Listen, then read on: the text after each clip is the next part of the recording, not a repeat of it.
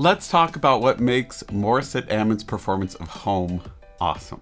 Hi, I'm Dr. Mark, and I'm going to help you sing and perform more like the top artists around the world.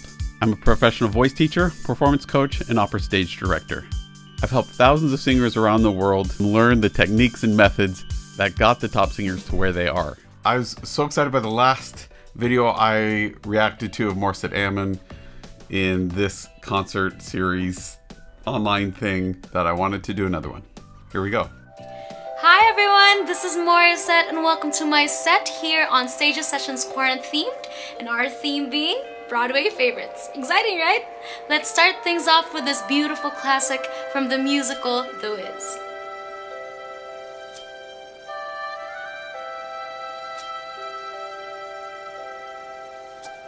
When I think of home, I think of a place where there's love overflowing.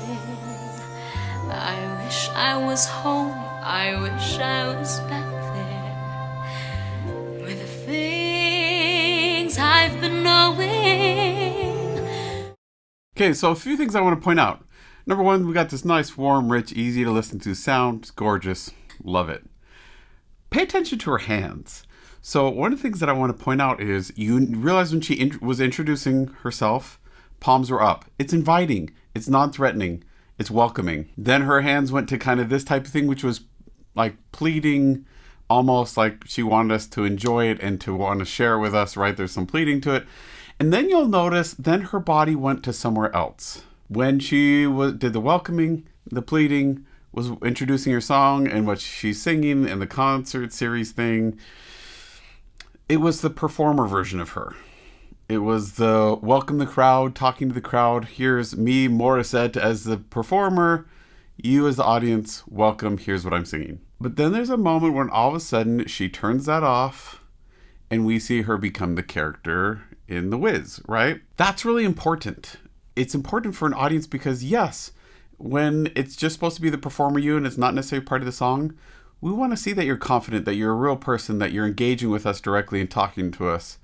But we also want to see that you can take us to somewhere totally new and transport us. And I think she does an awesome job of that here. Again, one of the reasons why I love this series and what they're doing here is that it's just so simple. And there's not the costumes, the lights, everything else. We got to just see really what they're doing with their voice and with their body language. And I love how we see this shift and it's so clear. It's smooth. It's a smooth transition, but it's so clear that now we're watching her as a character and we get to sit back and relax. Love it. When that makes the tall trees bend into leaning, suddenly the snowflakes that fall have a meaning, sprinkling the scene. Notice what's going on with her mouth? Really speech-like, right? From here forward, it's just like she's talking with a bit of a smile. We see that upper tooth smile, right? In the back here, what's giving us this really rich, forward, bright sound, she's keeping this 80% of a yawning smile feeling in the back. She's keeping the placement really forward. So those things together, combined with kind of this legato connection of note to note, this consistent airflow, gorgeous. Makes it all clean. Maybe there's a chance for me to go back now that I have some direction. It sure would be nice to be back home where there's love and affection, and just maybe I can confess time to stop giving me. Okay, affection. So if we were to spell that, A-H, fek, shan, almost like the name Sean, right, is really what she's saying there. But we hear affection. It keeps it in that consistent forward place. So if you're struggling with this there and you're thinking affection and everything collapses in back, there's a reason why that's going to get heavy and uncomfortable and tight and tense. Keep that in the back, affection. And you'll notice I'm still saying from here forward, but in the back it's got this open lifted space. You can think of it as soft palate raised. It's a little bit different than just the tall center part raised. It's kind of all the way across the back. It keeps this more bright Broadway type of sound coming out of our mouth. A lot more pop oriented. Enough time in my life to grow up. Time, be my friend. Grow up. You'll notice she puts a lot of in that up as well. So the way to think about it is think like this. Say hug. Feel what it feels like in the back of your mouth. Then say hat. Now try to keep that feeling of hat in the back, but let the front part just say hug. Don't let the whole back collapse into this hug collapse place. Hug. It's almost like we're from New York or Boston. Hug. Come give me a hug. It makes for such a glorious sound. Let me start again. Suddenly the world has gone and changed its face, but I still know where I'm going, and I have had my mind spun around in space, yet I've watched it growing. Oh, if you're listening, God, please don't make it hard to know if we should believe in the things that we see. Tell us, should we run away, or should we try and stay? Would it be better just to let things be? Living here in this brand new world might be a fantasy. Oh, and it's on me to love.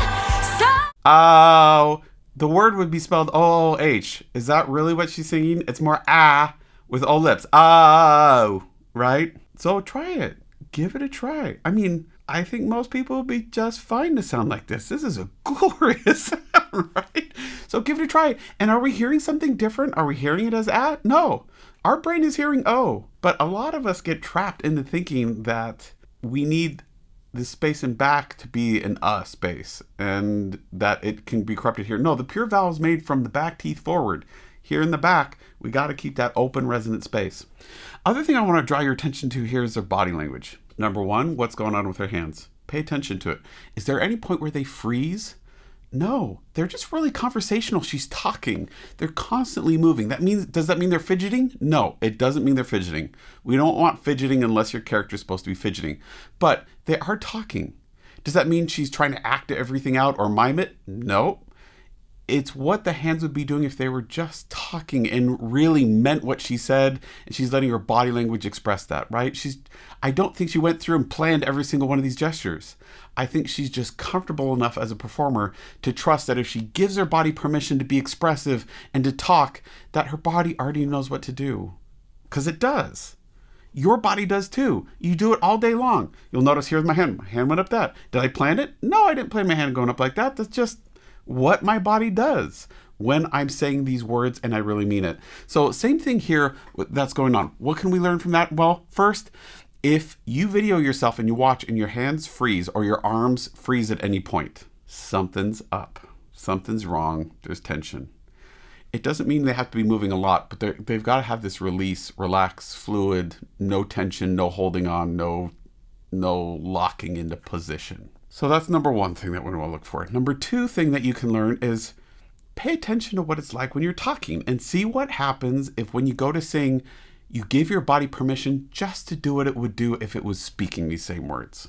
I think you're going to notice that if you give your body permission, it's going to have all kinds of ideas what to do with it that it doesn't need you to micromanage. Two is I want you to pay attention to what's going on in her eyes. If we're watching her, do we get the impression that she's in a room with just a wall behind her, some Christmas lights, probably a camera, someone behind the camera, maybe someone getting their audio recording, who knows what's in there?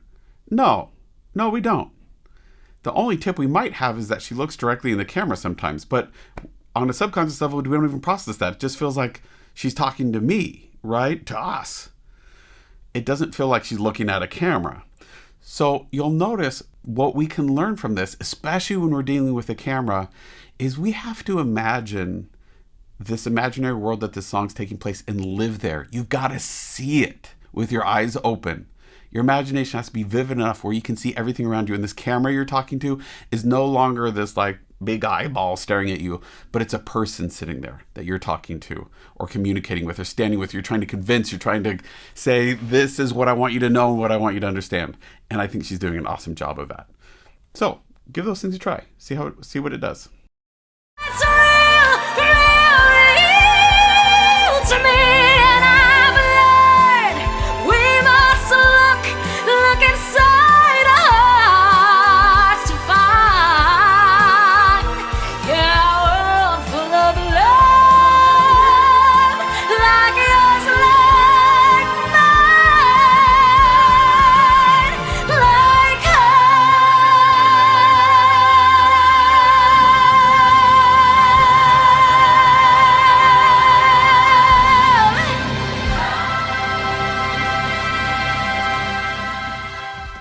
Okay, we can learn a lot from just that final note too.